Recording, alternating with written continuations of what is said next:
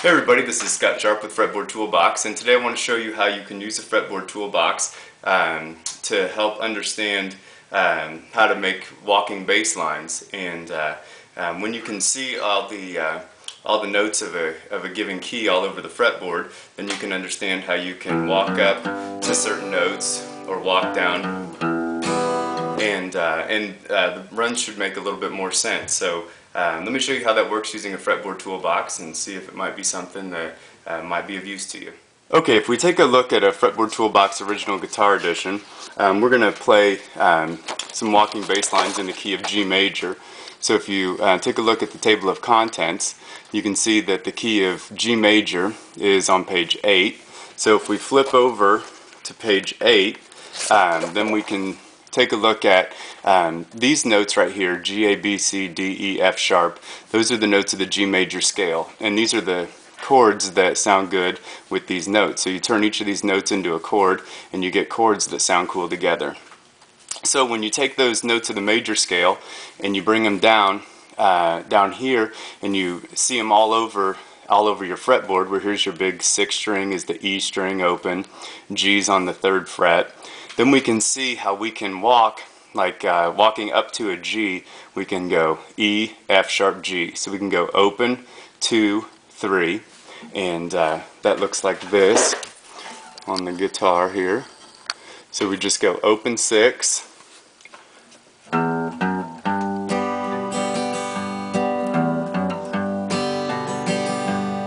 okay. Then if we want to go up to what's called the 4 chord, that's the C major. So if we want to go from a G major chord to a C major chord, a good way to get up to the C, you can walk up G, A, B, C. Any of these notes are all going to sound pretty cool together, and some better than others, and you can just play around with just walking to all the different bass lines, bass notes of each chord. So walking up to a C, we could go here. Walking up to a D, we could go B, C, D, like that. And let's take a look and see how that might just look here. So if we if we have a G major chord, and if you hold your G major instead of this way, then I can't hit these. Sorry, back up here. I can't hit these notes very well, the ones that I'd like this C note on the B string here, the 2nd string. I'd like to be able to hit when I'm holding like this. There's just no way to grab it. But if I hold my G this way, so these notes, this is C, B. Here's A on the G string, the 3 string.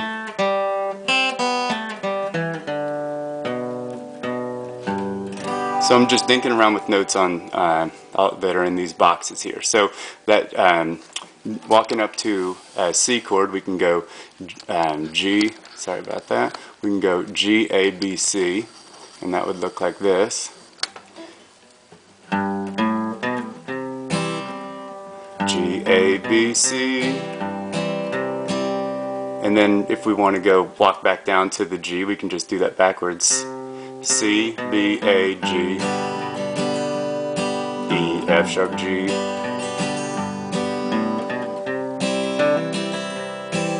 Then if we want to go up to the 5 chord, which is a D major chord in the key of G major. So if we want to walk up to that 5, we can go from our C here, C, and we can go like C, B, C, D, which would look like this. So we're going to go C, B, C, D, and that's the D right here. C, B, C, C, B, G, E, F sharp, G.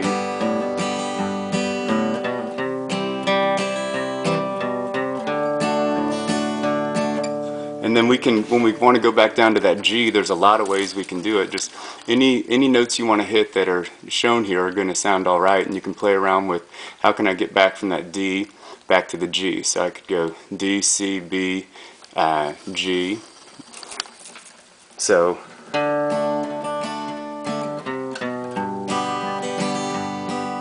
This is D. D, C, B, G.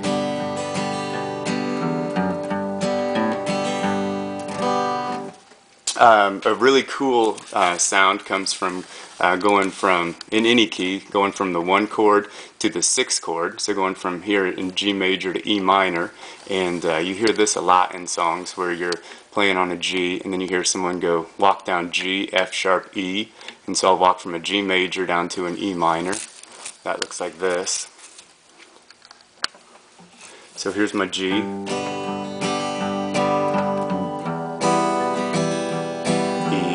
That's this note, open, E, F sharp, G, G, F sharp, E, A, B, C, C, B, D.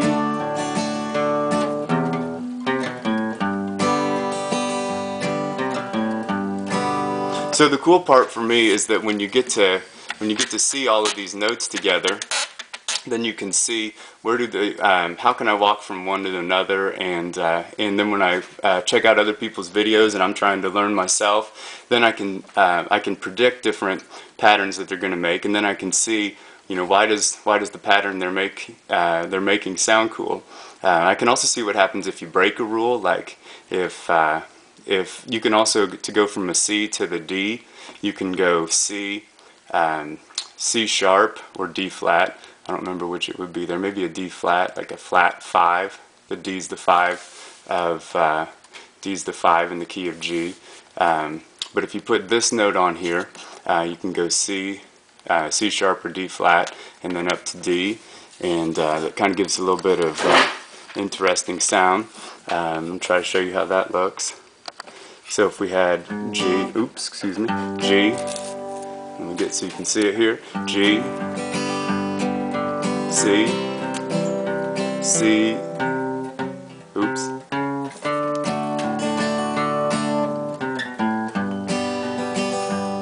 Let me try to show it one more time.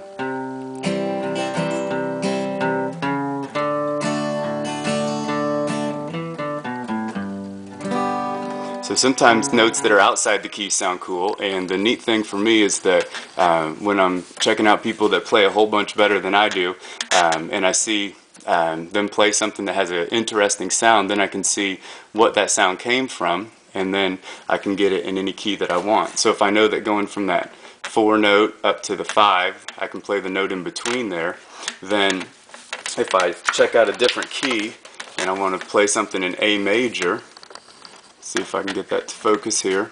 A major is the 1 chord in the key of A major. The 4 chord is D major, and the 5 chord is E major. So if I want to get that same sound, I can walk up from the D up to an E by using this D sharp note here. So see if I can do that. So if we had, if we were playing A major, D major, E major. So walking up to a D.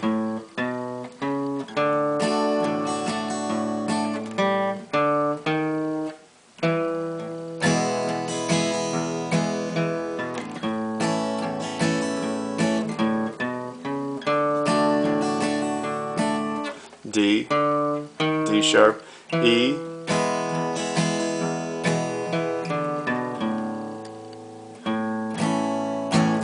well, that didn't go so hot, but hopefully you get the idea. And anyways, when you can see the notes that that fall within a key, and you can see them all over the fretboard, then it's kind of fun because you can start figuring out ways to walk in between them, and you can figure out why some things have certain cool sounds and whatnot. Anyways, I appreciate you checking out the video, and I hope you learned something from it, and we'll be posting more every week. Thanks for checking them out.